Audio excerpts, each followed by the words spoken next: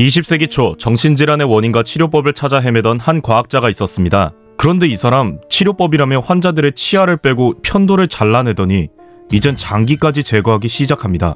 오늘은 그가 어떻게 과학의 이름으로 미친 짓을 벌였는지 알아보겠습니다.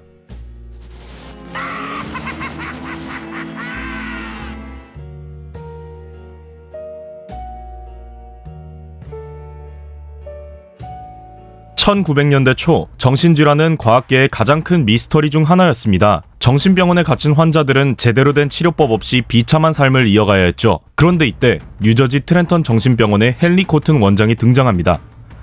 정신질환의 원인을 밝혀냈다고 자신있게 주장하는 코튼. 그가 주장한 원인은 바로 신체에 숨겨진 만성 감염이었습니다. 그는 이를 감염 초점 이론이라 불렀습니다. 감염이 뇌에 영향을 미친다. 이 이론은 감기나 독감처럼 감염이 결국 뇌에까지 영향을 미친다는 생각과 비슷했기에 꽤 그럴듯하게 들렸습니다. 하지만 문제는 그가 제시한 해결책이었습니다. 코튼의 해결책은 간단했습니다. 감염된 부위를 제거하는 것이었죠. 그의 이론에 따르면 충치나 편도선염처럼 일상적인 감염이 정신에 악영향을 미친다고 믿었던 코튼은 이를 없애면 정신질환도 낫는다고 생각했습니다. 그러니 이빨을 빼고 대장 수술을 하면 정신이 나아지려나? 라는 생각이 들 수밖에 없죠. 코튼은 자신의 이론을 증명하기 위해 직접 행동에 나섰습니다. 그는 트렌턴 정신병원의 환자들에게 대대적인 치아 발치를 시행했는데요. 감염 가능성이 있는 모든 치아를 뽑아내는 것이 치료의 첫 단계였습니다. 만약 여러분이 감기에 걸렸을 때 의사가 치아를 뽑아야 낫습니다 라고 말한다면 얼마나 황당하겠습니까? 그런데 코튼은 실제로 그렇게 했습니다. 그가 환자들에게서 뽑은 치아는 무려 1864개에 달했죠. 코튼은 편도선, 대장, 심지어 자궁과 같은 장기들까지 감염의 원인으로 간주했습니다. 편도선을 절제한 환자는 879명, 개복 수술은 2186회에 달했고 그 수술 후 환자들은 극심한 고통과 후유증을 겪어야 했습니다. 그럼에도 불구하고 코튼은 자신이 80% 이상의 성공률을 달성했다고 주장하며 동료 의사들에게 자신의 이론을 널리 퍼뜨렸습니다. 당시 환자들의 가족들은 그의 치료법에 희망을 걸고 줄을 서기도 했죠. 코튼은 급진적인 치료법을 제시했음에도 불구하고 많은 사람들에게 찬사를 받으며 빠르게 명성을 얻었습니다. 그의 방법을 통해 치료를 받았던 한 환자가 있습니다. 바로 예일대 경제학자인 어빙 피셔 교수의 딸이었는데요. 피셔 교수의 딸은 결혼을 앞두고 있었으나 갑자기 건강이 악화되었습니다. 그녀는 예언과 같은 말을 하며 약혼자가 전쟁에서 돌아오지 않을 것이라고 걱정했다고 합니다. 그녀는 신과 그리스도, 불멸에 대해 말하기 시작했고 청각 환각에 반응하곤 했습니다. 피셔 교수는 딸이 치료를 받도록 그녀를 트렌턴 정신병원으로 이송했죠. 코튼은 그녀의 복부에 손을 대고 진단을 내렸습니다. 이 병은 대장에 쌓인 변이 축적되어 발생한 것입니다. 대장 수술을 받으면 회복될 수 있습니다. 물론 이는 과학적 근거가 전혀 없는 말이었습니다. 수술을 앞두고 망설이던 부모에게 코튼은 이 수술이 큰 고통을 주지 않을 것이라고 설득했습니다. 결국 수술을 받게 된 피셔 교수의 딸은 2개의 어금니가 뽑히고 자궁에서 세균이 제거된 뒤 항 스트랩토코커스 말혈청이 2차례 투여되었습니다.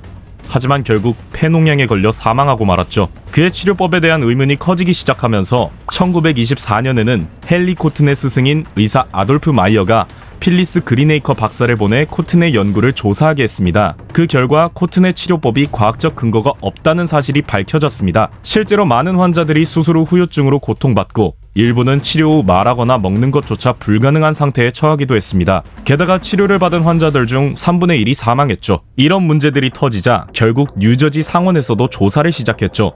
그런데 믿기지 않게 병원 의사들은 코튼을 여전히 지지했습니다. 실제로 뉴욕타임즈는 미친 사람을 치료하는 데 있어 세계에서 가장 진보적인 기관이라는 찬사를 보내기도 했죠. 하지만 코튼은 그 명성을 바탕으로 사립병원을 열어 부유층과 사회적 엘리트층을 치료하기 시작했습니다. 하지만 1930년대 초 코튼의 수술 사망률이 45%에 달할 정도로 심각해지자 뉴저지 주립기관에서 우려를 표명했습니다. 그럼에도 코튼은 자신이 옳다고 믿으며 여전히 자신의 치료법을 고수했고 개인 병원을 운영하며 계속해서 환자들을 치료했습니다. 결국 1933년 심장마비로 사망할 때까지 코튼은 자신의 치료법을 맹신했습니다. 심지어 그는 자신의 아내와 2 자녀 그리고 자신의 치아까지 제거했다고 합니다.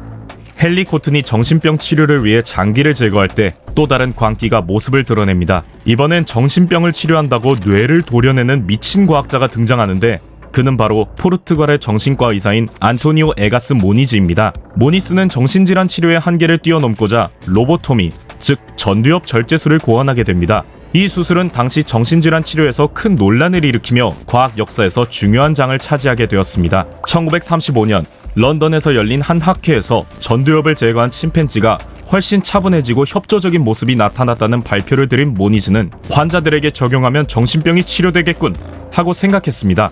모니즈는 정신질환이 단순히 마음의 문제가 아니라 뇌의 구조적 문제에서 비롯될 수 있다는 생각에서 출발했습니다. 그는 뇌의 전두엽이 감정, 성격, 판단력 등 중요한 역할을 한다고 믿었고 이 부분이 제대로 기능하지 않으면 정신질환이 발생한다고 생각했습니다. 그래서 뇌의 일부를 물리적으로 제거하는 방법을 고안하게 된 거죠. 그는 전두엽, 특히 전두엽의 앞부분인 전전두엽이 인간의 성격, 감정, 판단력과 밀접하게 연결되어 있다고 주장하며 전두엽이 제대로 기능하지 않으면 정신질환이 생긴다고 믿었습니다. 그렇게 고안된 치료법이 바로 로보토미였고 당시로서는 혁신적이고 획기적인 방법으로 여겨졌습니다. 1935년 모니즈는 첫 번째 로보토미 수술을 시도했습니다. 수술 대상은 63세의 여성 환자였으며 그녀는 우울증과 불안, 망상, 환각, 불면증을 앓고 있었습니다. 모니즈는 그녀의 전두엽을 제거하기 위해 순수 알코올에 뇌를 주입하는 방식으로 수술을 진행했습니다. 이 방법은 마치 뇌에 독성 물질을 주입하는 것과 같은 위험천만한 시도였죠. 하지만 결과는 놀라웠습니다. 환자는 훨씬 차분해지고 망상도 줄어들며 증상이 개선되었죠. 이를 통해 모니즈는 전두엽 절제술의 가능성을 확인하게 된 것입니다.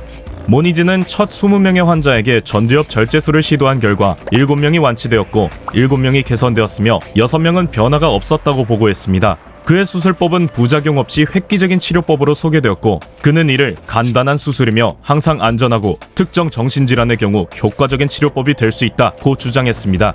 그의 연구에 따르면 수술 후 나타날 수 있는 부작용은 대부분 일시적이었으며 환자들이 겪은 증상으로는 구토, 배변 실금, 무기력, 방향 감각 상실, 비정상적인 배고픔 등 정말 심각한 부작용은 없는 것처럼 보였죠. 모니즈는 1936년 3월 파리에서 열린 국제심리학회에서 자신의 연구 결과를 발표했습니다. 그가 처음으로 발표한 전두엽 절제술은 순식간에 학회와 의학계에서 주목을 받았고 이후 몇 년간 모니즈는 프랑스어, 영어, 독일어, 이탈리아어로 된 100편 이상의 논문을 발표하며 전두엽 절제술의 중요성을 강조했습니다. 그는 이 수술법을 통해 정신질환 치료에서 획기적인 발전을 이룬다고 주장하며 수술을 전 세계적으로 확산시키는 데 기여했습니다. 모니즈는 전두엽 절제술의 효과를 더욱 증명하기 위해 지속적으로 실험을 진행했습니다. 그는 전두엽을 절제한 후 환자들이 정상적인 생활을 할 수 있는지 관찰했습니다. 초기에는 몇몇 환자들이 심리적으로 안정되거나 공격적인 성향이 개선되는 등의 긍정적인 반응을 보였기 때문에 그의 이론은 많은 사람들에게 희망을 주었죠. 모니즈의 실험은 많은 정신과 의사들로 하여금 전두엽 절제술을 채택하게 만들었고 그를 1949년 노벨 생리의학상 수상자로 만들었습니다. 모니즈의 광기 어린 아이디어는 미국으로 건너가 또 다른 정신과 의사인 월터 프리먼에 의해 더욱 발전됩니다. 프리먼은 전두엽 절제술을 대중화시키기 위해 이를 간소하고 빠르게 할 수 있는 방법을 찾아냈습니다. 바로 얼음 송곳을 사용한 수술법이었습니다. 이를 아이스픽 로보토미라고 부르죠. 기존의 로보토미는 전두엽을 제거하려면 두개골을 열어야 했지만 프리먼은 이를 간소화하고 훨씬 빠르게 만들었습니다. 그는 얼음 송곳을 사용해 환자의 눈 아래로 송곳을 삽입하고 전두엽을 절제하는 방법을 고안한 것입니다. 이 방법은 수술이 매우 직관적이고 간단하며 짧은 시간 안에 진행할 수 있기 때문에 병원뿐만 아니라 구급차에서도 시행할 수 있었습니다. 수술이 빠르고 간단하다 보니 비용도 절감되고 로보토미는 점차 대중화되었죠. 그리고 이런 로보토미의 수술을 받은 사람이 있습니다. 여러분 모두가 알고 있을 사람의 여동생이죠. 바로 존 F 케네디의 여동생인 로즈마리 케네디입니다. 로즈마리 케네디는 지적 장애를 가지고 태어났으며 성인이 되면서 점차 정신적 장애가 심각해져 자주 폭력적인 행동을 보였고 가족들조차 돌보기 어려운 상황에 이르게 되었습니다. 로즈마리의 부모는 결국 그녀의 치료를 위해 로보토미 수술을 결심하게 되었습니다. 1941년 23세의 로즈마리는 월터 프리먼의 아이스픽 로보토미를 받게 되었습니다. 프리먼은 그녀의 눈꺼풀 아래로 얼음 송곳을 삽입하고 송곳을 돌려서 전두엽을 절제했고 수술은 겨우 10분 정도 만에 끝났습니다. 하지만 수술 후 로즈마리의 상태는 끔찍하게 변했습니다. 수술이 끝난 후 그녀는 심각한 후유증에 시달리게 되었습니다. 이전에는 어느 정도 의사소통이 가능했던 로즈마리는 수술 후에는 말도 제대로 할 수 없게 되었고 몸을 움직이는 것도 거의 불가능한 상태가 되었습니다. 로즈마리는 이후 의존적인 상태에서 살아야 했으며 가족과의 관계도 단절되었고 그녀의 삶은 깊은 고통 속에 갇히게 되었습니다. 로즈마리의 비극적인 사례는 로보토미의 위험성과 그 치명적인 부작용을 전 세계에 알리는 중요한 계기가 되었습니다. 결국 1960년대에 로보토미는 비효율적이고 비윤리적인 치료법으로 간주되어 금지되었습니다.